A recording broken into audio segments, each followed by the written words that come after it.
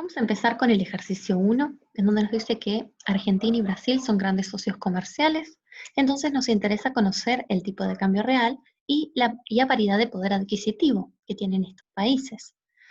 Nos da distintos datos, bien, que ahora los vamos a volcar en la hoja de trabajo.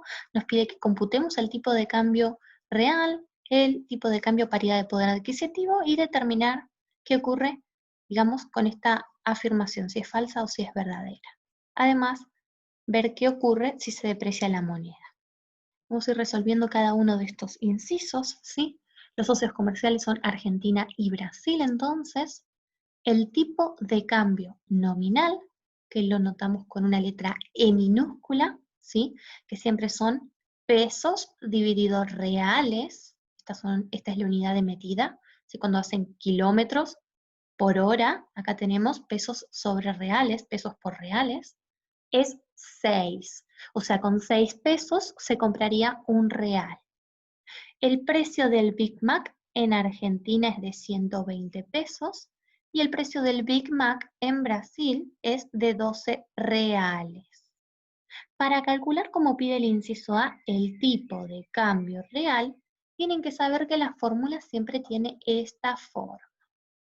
E, o sea, tipo de cambio nominal, por precios externos, precios internacionales, sobre precio doméstico, precio nacional. Entonces sería 6, porque es el tipo de cambio nominal, por 12, que son los precios afuera, sobre 120, que son los precios acá. Esta cuenta en la calculadora da 0,6. ¿Y esto qué quiere decir? Que son 0,6 Big Macs argentinos por uno brasileño. O sea, por la plata que se compra un Big Mac en Brasil, compramos 0,6 de Big Mac, el 60% de un Big Mac aquí. Para la B, vamos a calcular el tipo de cambio a paridad de poder adquisitivo. Entonces, ¿qué es lo que hacemos? Tipo de cambio real igual que 1. ¿Sí? Sería esto, que era el tipo de cambio real, igualado a 1. Y ahora de acá despejamos lo que sería la E. Este que está dividiendo pasa multiplicando, este que está multiplicando pasa dividiendo. De acá, ¿qué hacemos? Pasamos a esta parte, donde ¿qué hicimos? Reemplazamos los precios. 120p y 12p asterisco. Esta cuenta nos da que el tipo de cambio nominal debería ser 10 para que haya un tipo de cambio, digamos, a paridad de poder adquisitivo.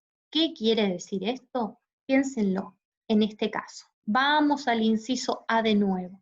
Si nosotros acá volvemos a hacer el reemplazo, pero en vez de poner 6, ponemos 10, ¿qué nos queda? El tipo de cambio real es 1. Entonces, un Big Mac argentino por uno brasileño. Nos costaría lo mismo comprar un Big Mac acá o en Brasil. Y eso se llama paridad de poder adquisitivo.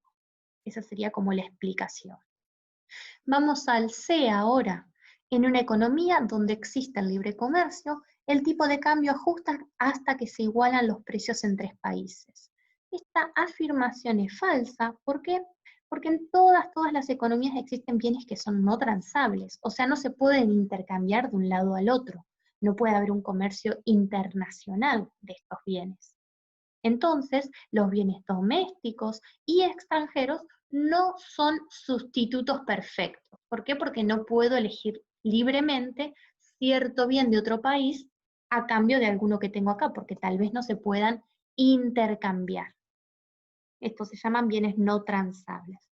Entonces, los precios domésticos e internacionales tienen fricciones para ajustarse hasta igualarse, ¿sí? Es decir, no se van a igualar automáticamente. D, si se deprecia la moneda, ¿bien? ¿Qué quiere decir que se deprecie la moneda? Que la E, que es el tipo de cambio nominal, sube. Eso es que se deprecia la moneda. ¿Qué ocurre cuando la E sube? Vayamos a nuestra fórmula, tipo de cambio real, igual que E por P asterisco sobre P.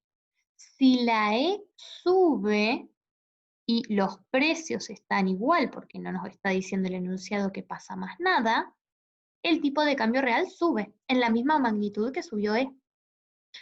¿Sí? Los precios están fijos, entonces el tipo de cambio, paridad de poder adquisitivo, no cambia. ¿Por qué? Porque ¿qué era este tipo de cambio? Era el cociente de los precios.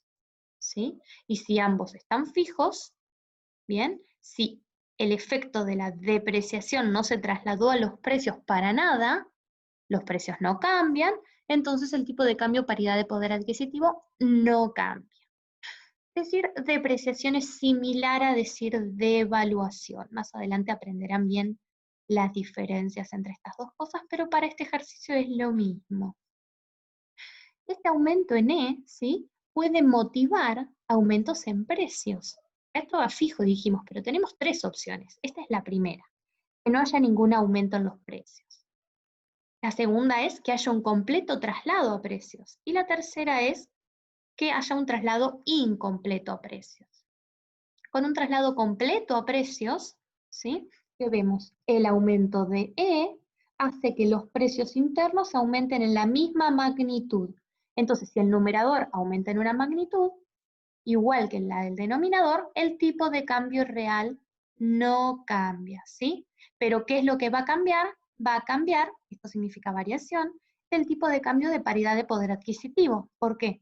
Porque aumenta P, pero P estrellita queda igual, y ese lo calculábamos de esta manera. Entonces esto sí va a cambiar.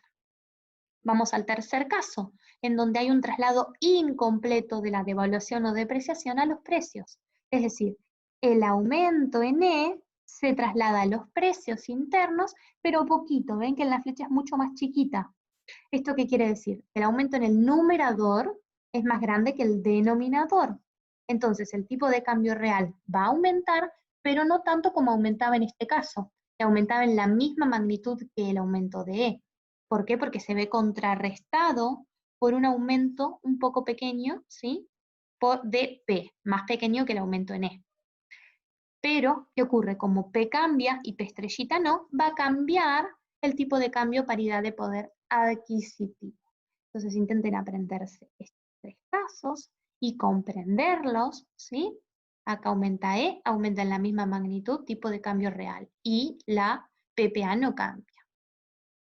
Aumenta E, aumenta en la misma magnitud los precios.